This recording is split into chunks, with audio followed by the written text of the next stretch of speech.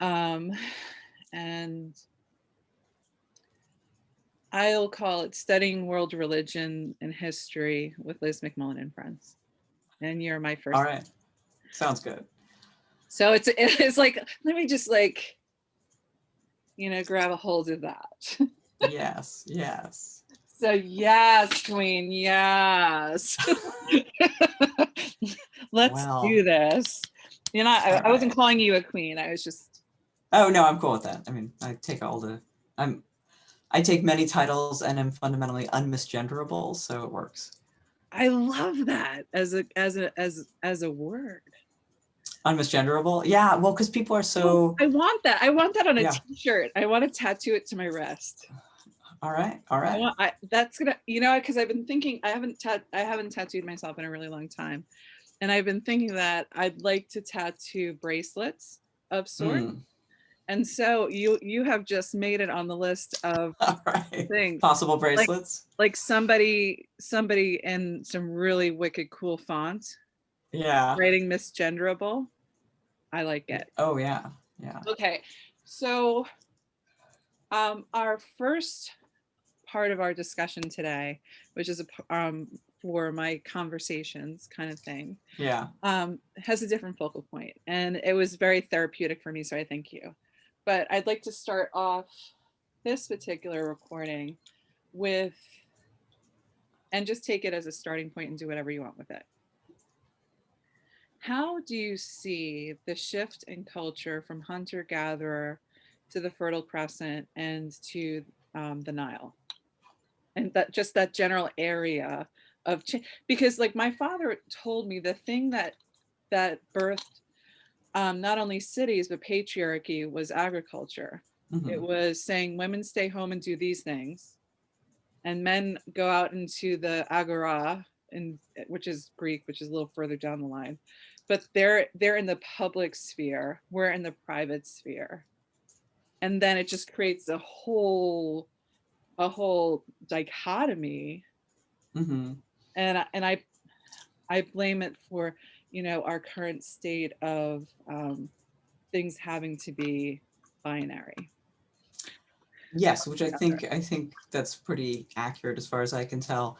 And so part of the reason that it's plow agriculture and not all agriculture is that one of the few consistent measurable differences, I'm going to say, between cisgender men and cisgender women is grip strength.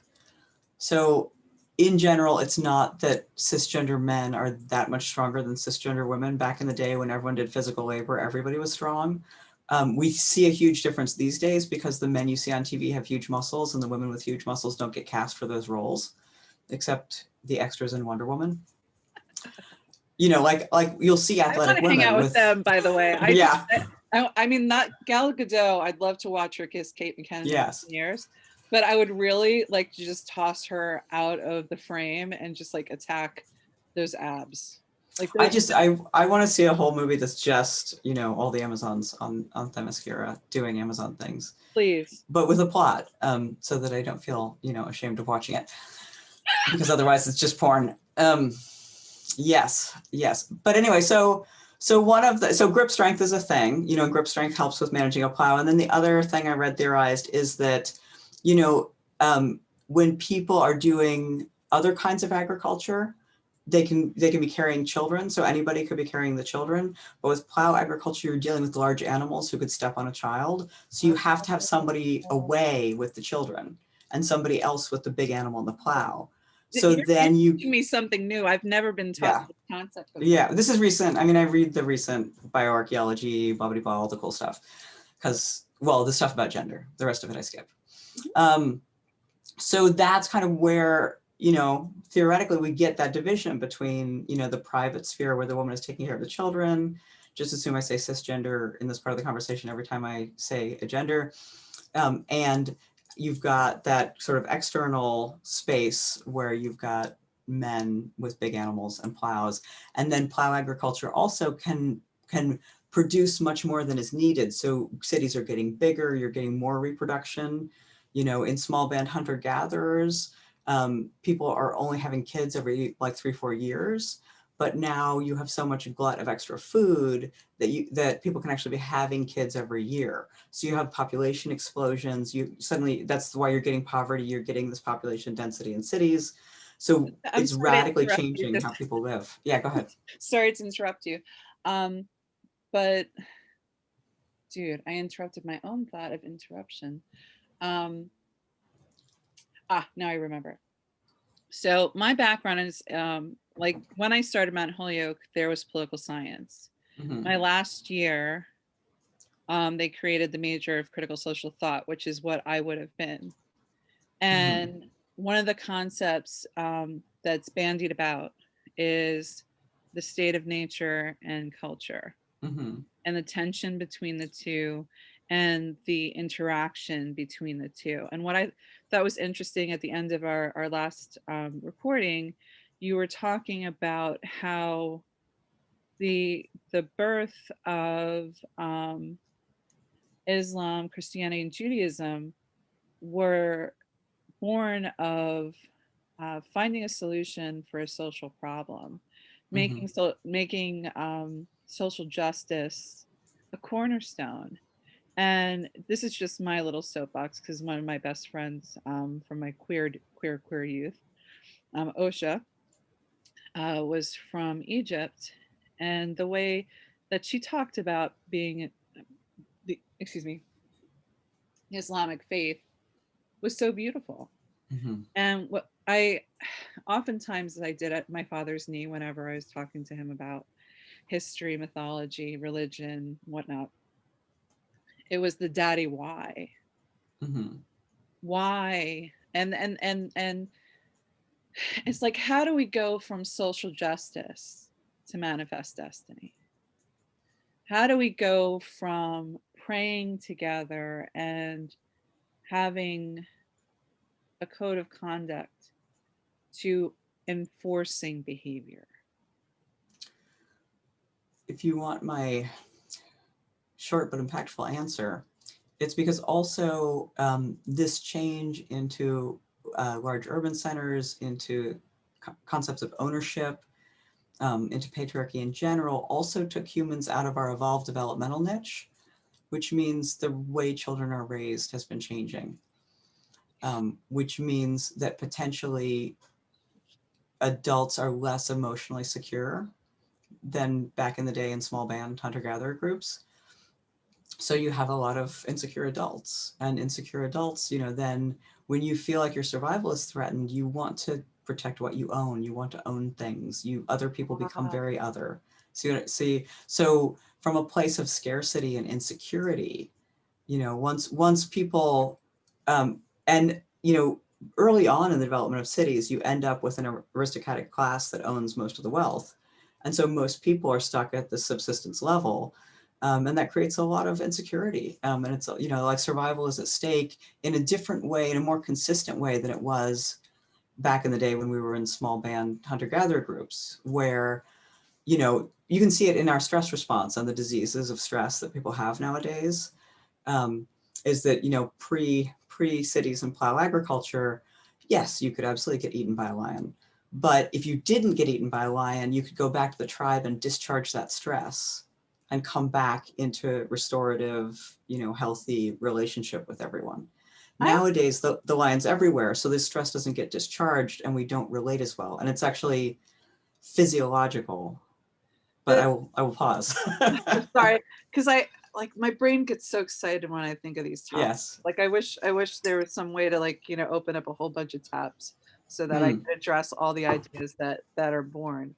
So when I consider my own faith, Hmm.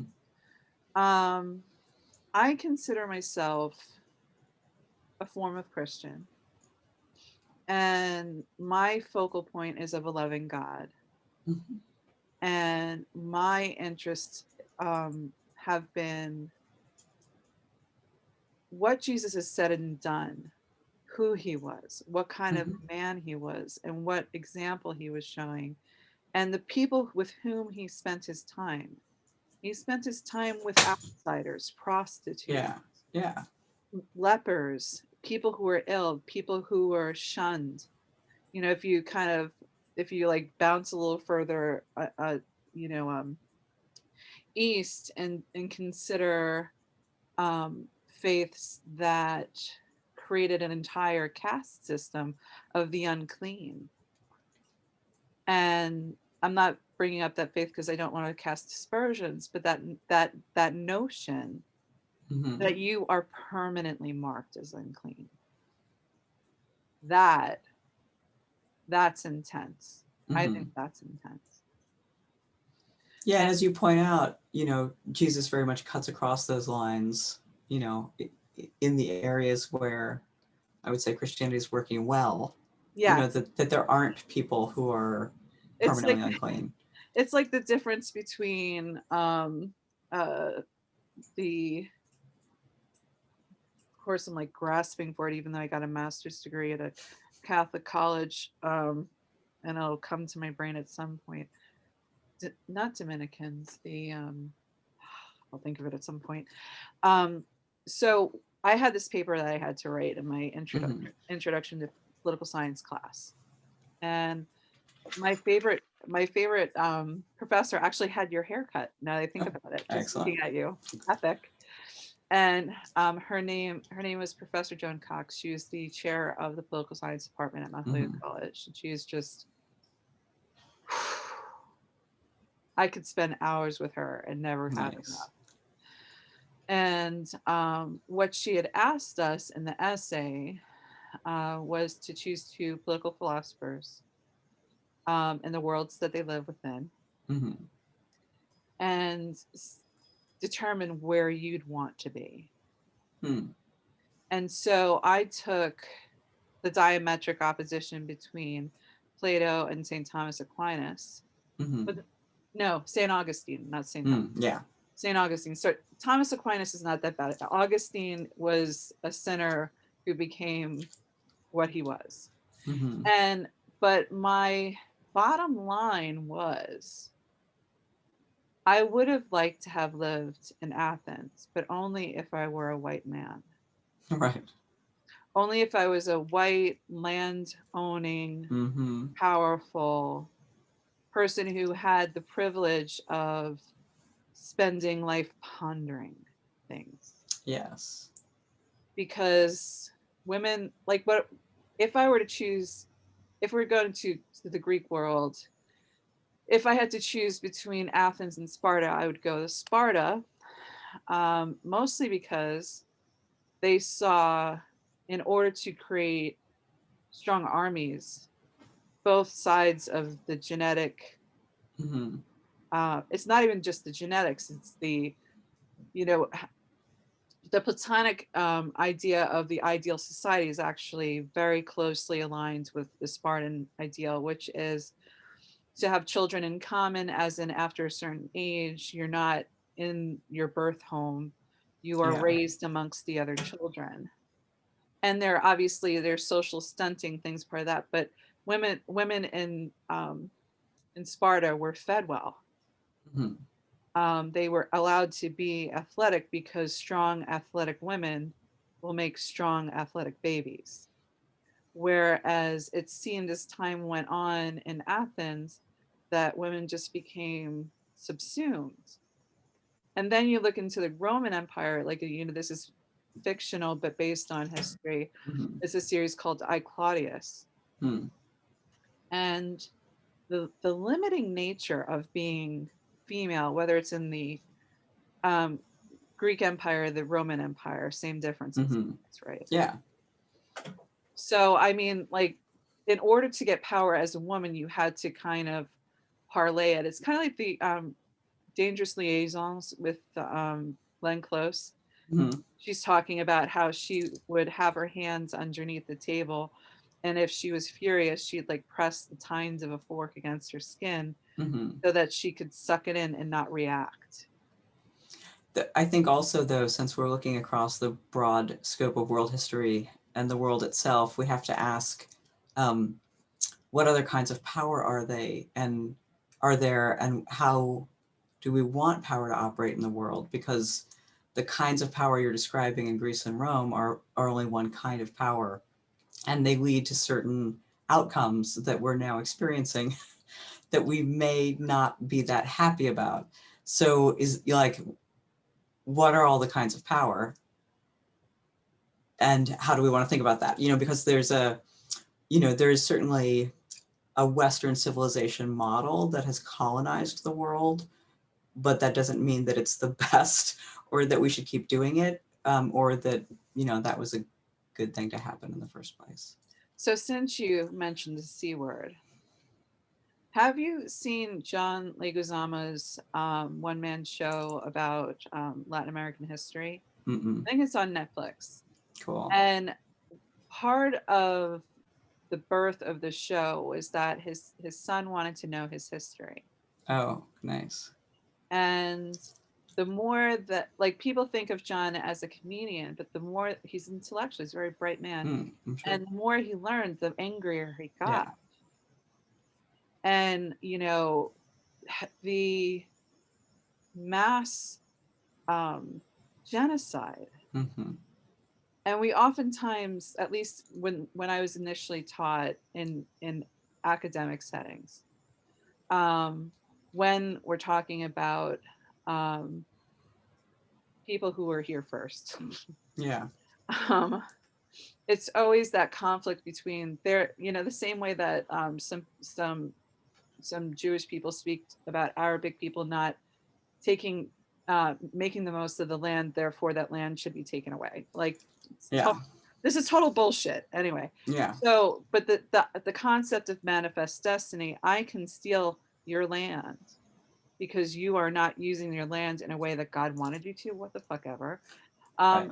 But what I was missing in my education is the entirety, you know, from what we know now as like Canada all the way down to the southern tip of South America, Mm-hmm. and what the triangular trade and British imperialism and just in general colonial, um, I don't even have words for it, but what was painful for him was that he couldn't find for his son. He wanted to find for his son, that's the whole eugenicist thing that called like spitting in a jar and then Yeah. telling Yeah. you where you're Yeah. from. So there's no happy ending for indigenous people.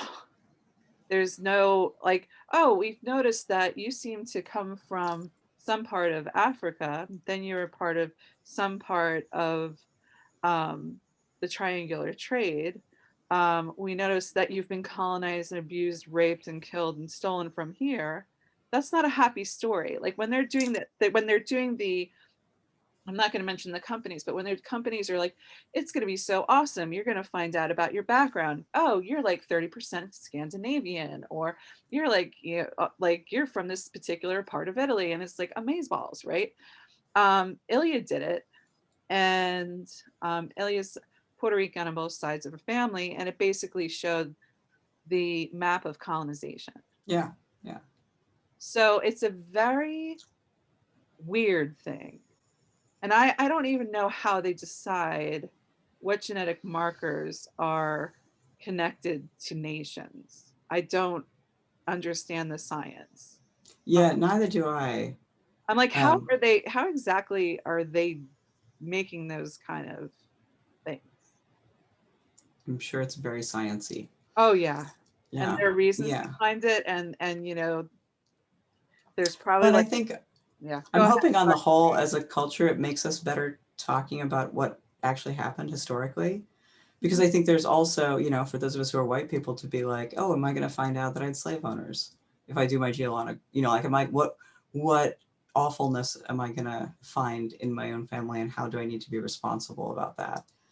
I had Um, thought about that when I was growing up, and I realized the patriarchal lens that I was seeing it through, as in, don't hold me accountable for something that happened before I was born. I couldn't understand the concept of reparations and what exactly would that mean. But now, as a middle-aged woman looking back, I'm like, oh, that's the reason why I was defensive of these particular things. Right. Right. And now, like, So, yeah, so yeah. our like our, I'm saying ours and me, Irish white, middle class person, mainstreamy sort of. And then this summer was, I have to say, this summer was one of the most equally heart-wrenching and heartwarming Hmm. expressions of righteous anger, Yes. demands for justice, and not giving up every Yeah. day. Like when Manhattan was swamped, Yeah. that, like, I have like goosebumps. I'm like, I never, if you had told me what was going to happen within the United States and globally, I have like goosebumps. I Yeah. never would Yeah. have believed it. I Yeah. never would have believed it.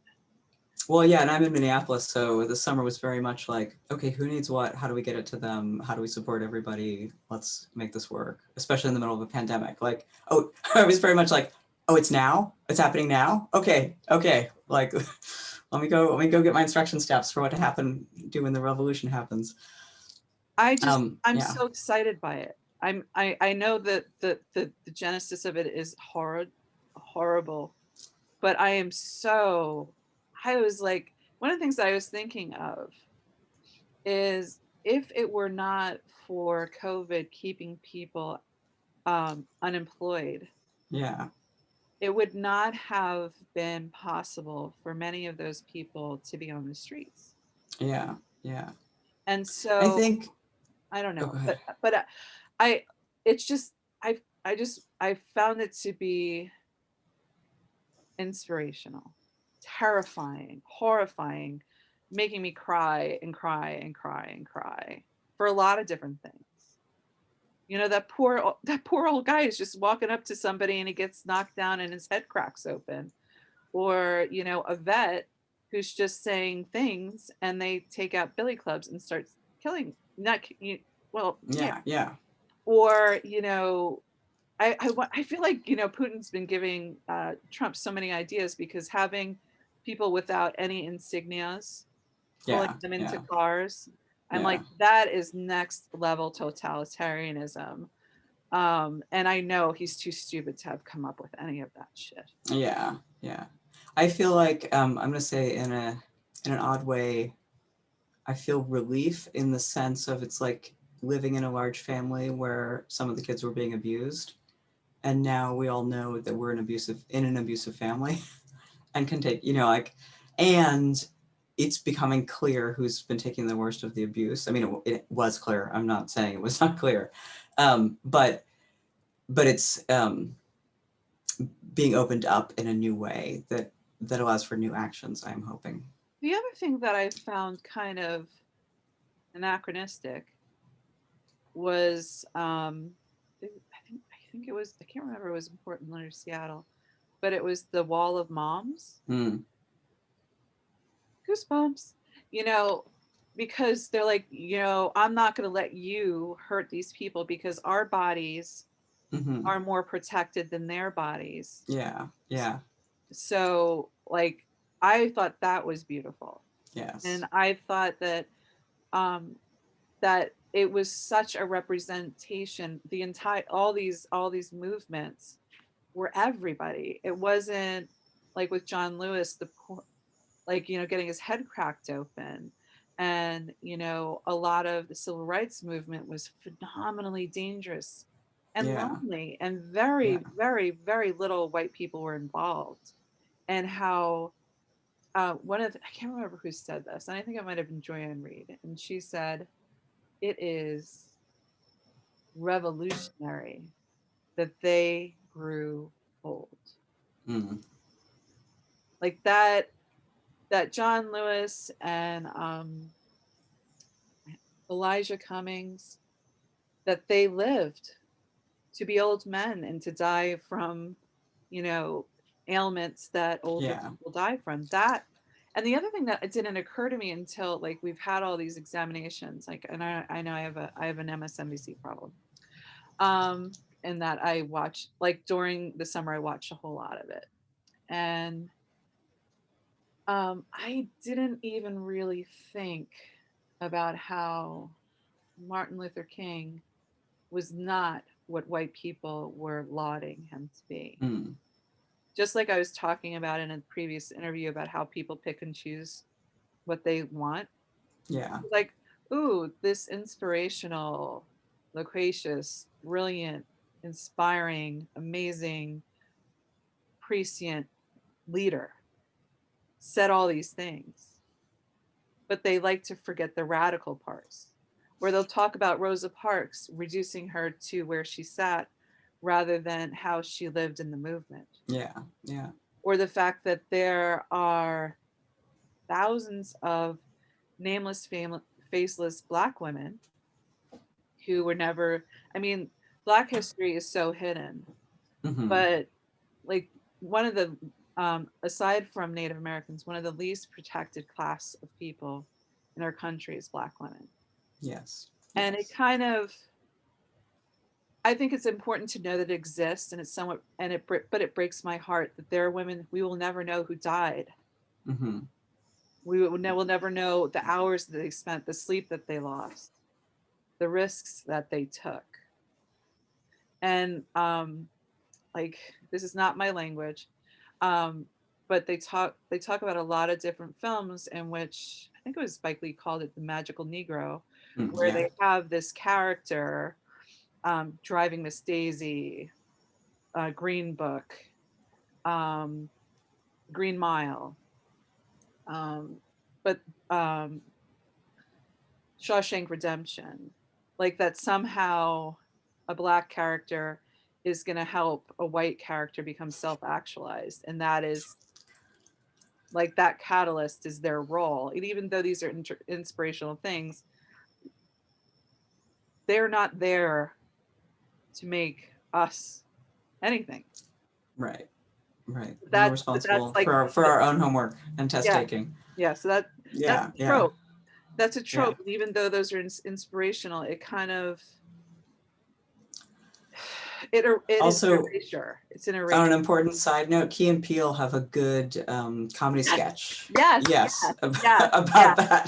yes, Yes. yes, yes, yes. Just if anyone needs to lighten the mood at this point, if you're watching the video. I know, I know. Things Yes. are getting heavy, but I want to talk about them in real time. Well, yes. And so and I have to go soon. Okay. So I want to say, like, I don't want to curtail this topic, but also I want us to circle back to talking about colonization and talking about the fact that, North and South America had tremendous gender diversity. Like if you look at, if what I look at as I look at the language map, of the Native American languages that were happening pre-colonization. And the words There's that a, they had for different plants, the uses of the biodiversity that we've been destroying through yeah, deforestation. and just looking at, like, if you Google a language map, you will see the immense cultural diversity, the like how many different cultural groups there were, and they all had varying approaches, and some had many genders. And a lot of that, colonization actually in some places used those diverse gender systems as an excuse for violence, to force people into the gender binary. So the gender binary is something that very much came in with colonization and was violently enforced on people Why? who had other systems. Why was the binary so important? What function Oh, did because you want to control reproduction. I mean, that's why. And also people are insecure because we're out of the evolved developmental niche and there's scarcity and people are scared. And, yeah.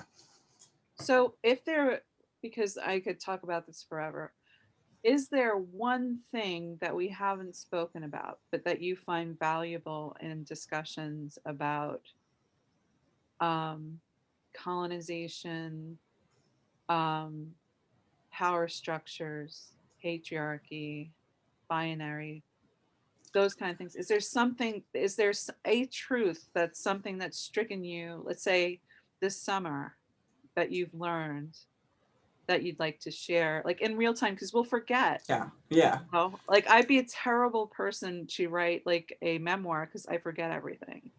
But now that things are fresh in your mind, what's something that you learned this summer that you want people to know?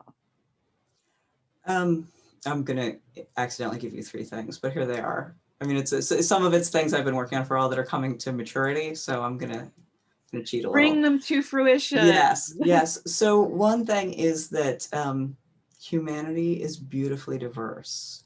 Like we are way more diverse than anyone thinks. Mm. And that to me as a person who in some places is out on the skinny branches of diversity, I find that very comforting that there just have been so many cultural systems and they are beautiful and there's so many ways to be human and all of it is valid. So that and my upgrade for the summer will be it's okay for me to be on the periphery, you know, Yes. especially when things are Not happening about involving me. race, It's not right? And about I'm a you. white person. It is okay for me to be like way In off the over here doing a way in support the role, foreground. way off over here. And Yes. it's enjoyable. Like it doesn't have to be about me. I actually, I find the world infinitely more interesting when it's not about Mhm. me. Because Yeah. I, as in what, however anybody would like to see me, I am duly represented. I don't have to say another thing, even though there are things that are important to me and they're vital to me. It's not my time in front of the mic, even though Mhm. technically we are. It is not True. our time. Our Yeah. and I think one of the most valuable thing that I can think of for this summer is just one thing being seed the ground. Let Black Lives Matter women who created this movement Hmm. speakers. Let Yes. Kamala Harris, who I know she's not our president, but in my mind she is. Yeah. I know that Same. I know it's not fair to to to comforting Biden. But You know, it's doesn't have to be a binary. We can have two presidents for a while. you know what? I heart you, and that is a great idea. Yeah. I We don't like, have to invalidate Biden for Harris to also be our president. or like, what a nice power structure shift would that be to have two people of differing backgrounds and viewpoints who have really valuable things to share. Like one of the things that I find very moving about Biden, and I know they belabored it a lot, but it's important to me. Um, as I talked to Sheila the other day, and she's um, one of the ways that she makes her daily bread, like how she earns her living, is she's a psychic. Hmm. Very, very powerful. And I asked her, when you look at me right now, what do you see? And at first, she didn't want to tell me. And I Hmm. said, it's okay. She says, I see that you're broken. And I'm like, this is true. And that's okay because there's this really great um, series.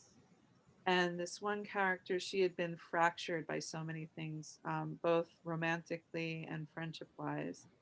And she described in the love that she was developing and sharing with this other character that she felt like the fractures in her heart, spirit, and soul were being covered by molten metal and Hmm. reforged anew. And I was like, I can be broken because I'd like to see what it's like when I'm not. I think that that's Also, really a cool thing. importantly, post-traumatic growth is a thing. Google it, right? That trauma is not the only thing that comes out of situations. Like there's such a thing as post-traumatic growth. It's being studied. It happens and it's very good. Okay, the last thing I'm going to say while I have the mic, my last point from the summer, because I've been teaching LGBTQ lit at McAllister this year. Okay. Um, we also live in a time where beautifully scholars are being empowered to research within their own heritages. So, for example, Chloe Driscoll is a two-spirit person who is doing beautiful work about where they come from and and finding history and revisioning it when there isn't history to find.